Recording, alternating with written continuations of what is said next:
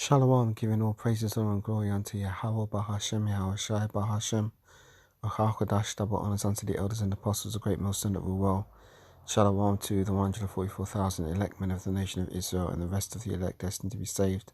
I'm the brother Caleb from the GMS UK London Forecasters Camp, back with another lesson to help edify those of which I spoke of. I always like to open by saying that we are the real Hebrew Israelites, and the real Israelites are your so-called Negroes, Latinos, Hispanics, Native Americans, West Indians, and West Africans predominantly, but you will find Israelites that do look like the other nations, because we have been scattered among all the nations to our various captivities. But if your seed line by your forefathers goes back to the man in the Bible named Israel, then you too are an Israelite, no matter what you may look like, because Numbers 1 and 18 tells you that your nationality is determined by the lineage of your forefathers. So I wanted to speak a bit on this technology crisis that took place yesterday. I think it's still ongoing. I'll have to find out by reading this article. This is from CNBC, and it says Microsoft CrowdStrike issue causes largest IT outage in history. It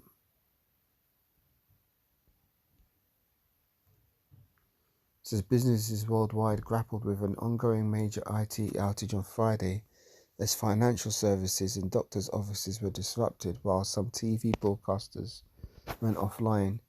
Air travel has been hit particularly hard, with planes grounded, services delayed, and airports issuing advice to passengers.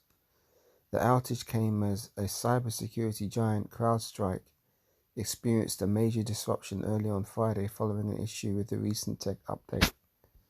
CrowdStrike CEO George Kurtz has since said that the company is actively working with customers impacted by a defect found in a single content update for Windows hosts, stressing that Mac and Linux hosts are not affected. This is not a security incident or a cyber attack. This issue has been identified, isolated, and a fix has been deployed, he said on social media.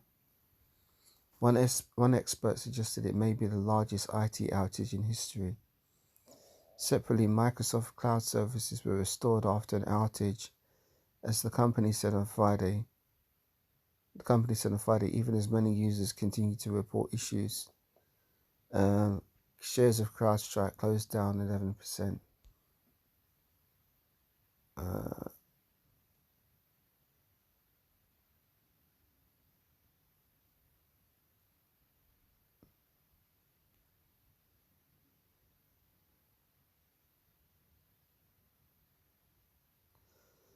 FTC Chair Lina Khan connects outage to competition and fragile systems. FTC Chair Lina Khan weighed in on the ongoing CrowdStrike outage in a series of posts on X on Friday. Without mentioning CrowdStrike or Microsoft, she appeared to blame the outage on concentrated market power, which creates fragile systems, she wrote. Concentrating production can create risks. Concentrating production can concentrate risks so that a single natural disaster or disruption has a cascading effect, Khan wrote in a series of posts. Khan did not announce an FTC investigation of the incident, but she linked unrelated past actions she has taken, including opening up a query on cloud computing companies and seeking public comment on companies that frequently buy smaller competitors, like in the technology industry. Just kind of made the point, and the point is that a lot of these industries were impacted by a fragile system that collapsed. Now, the reason why I'm doing this lesson is because this is Esau trying to mimic what the Most High does in terms of him having this information technology and being able to monitor everything and control everything. But Esau is only a very, very poor imitation of the grand scheme of the networks of control that the Most High has.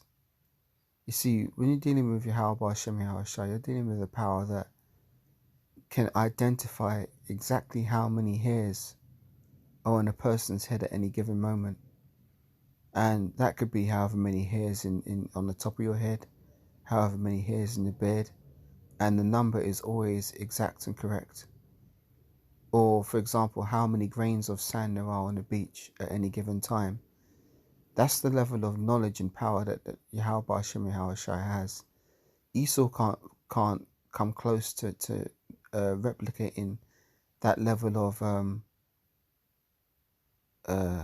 should I use the word information technology or information data processing. That's the word I should say. That Esau can't come close to that level of data processing. See, the most I can tell you your genealogy going right back to Adam, who your father was, who his father was, who his father's father was, who his father's father's father was, all the way going back to Adam. And that data never fails. It never has a glitch. There's never any data corruption, never any lost files, lost information. It's always on point. That's the level of power that we're dealing with Yahweh Bashem Yahweh Shai. Esau can't come close to replicating that. It might seem impressive because we're in the flesh and on this earth, the things that Esau does, his computer networks and, data handling systems. It might seem impressive, but really it's a very poor and pale reflection of the technology that the Most High has, which is always on point and always accessible and never fails. A constant record of everything that's transpired on the face of the earth, which can be accessed at any given moment. The Most High has that knowledge, and when you understand you're dealing with a power that has that kind of knowledge, that is a power, you understand that is a power to be reverenced and to be respected and to be feared. Like, it's almost not even almost, it is mind-blowing. It's beyond comprehension, the level of knowledge Yahweh Bashem Yahweh Shai has. So I want to bring out a few precepts.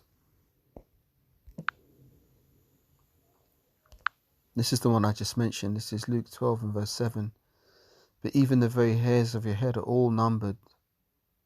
So, for example, the hairs growing in your head, right, on the top of your head, there's a set fixed number to them.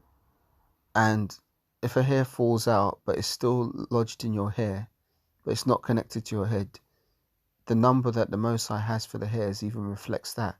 Because like when you brush or you comb your hair, you might find a few hairs falling out and stuff like that. Those hairs might have been dislodged, some time ago, but they've just been caught up in the mists of your hair, but they're not actually attached to your head.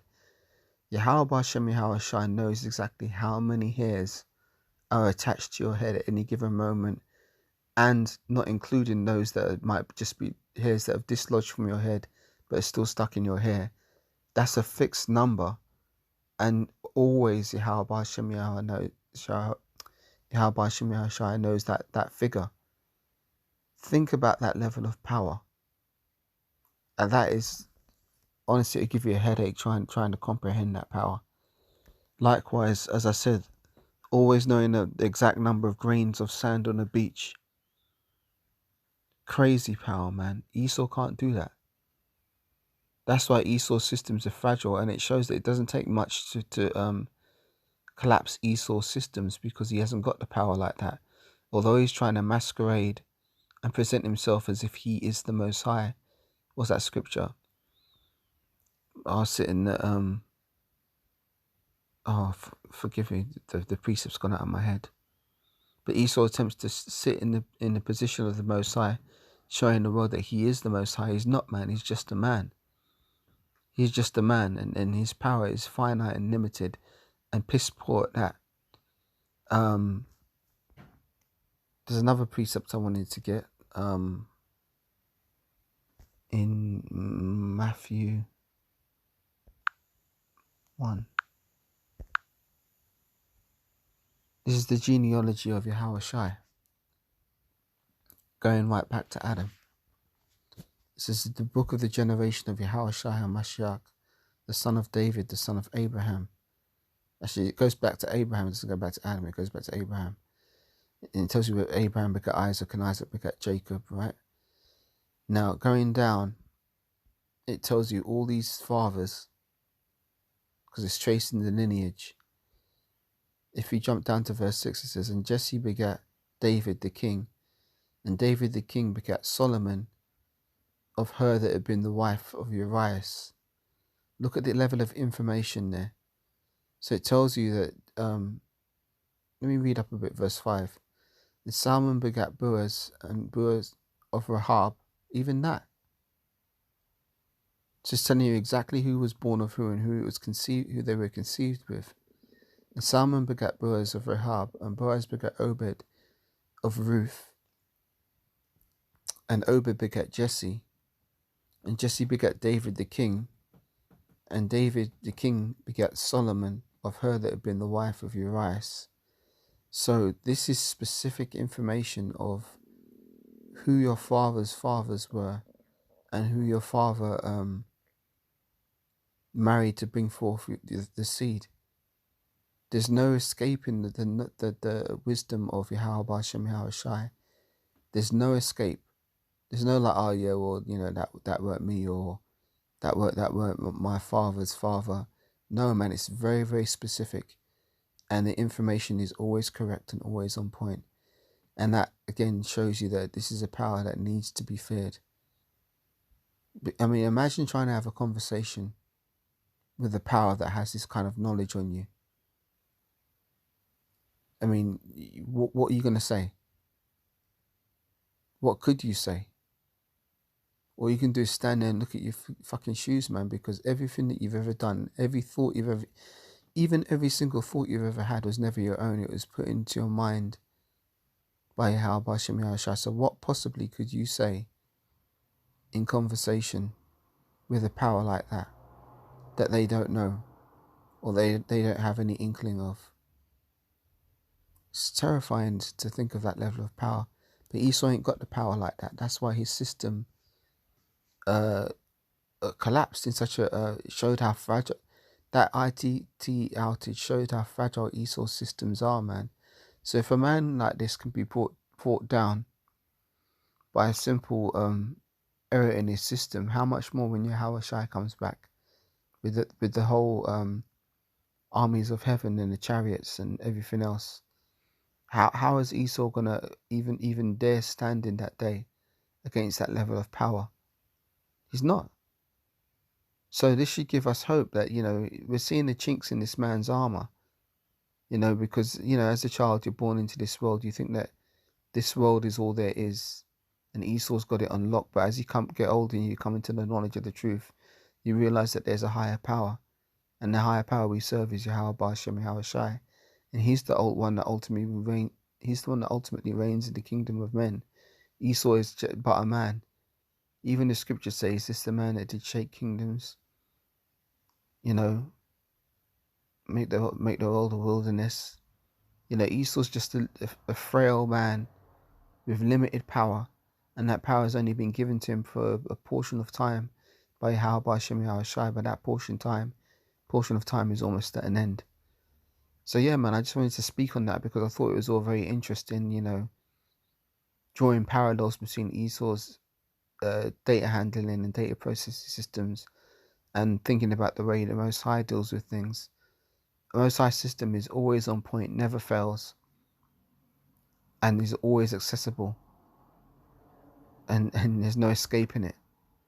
So yeah, Lord willing, that was an edifying little quick hit. So with that, giving all praises, honor and glory unto Yahweh B'Shem Yahweh Shai B'Hashem Makakadash. Double honors unto the elders and apostles of great most honorable well. Shalom to the 144,000 elect men of the nation of Israel, and the rest of the elect destined to be saved. And I'll catch you on the next lesson, Lord willing. Shalom for now.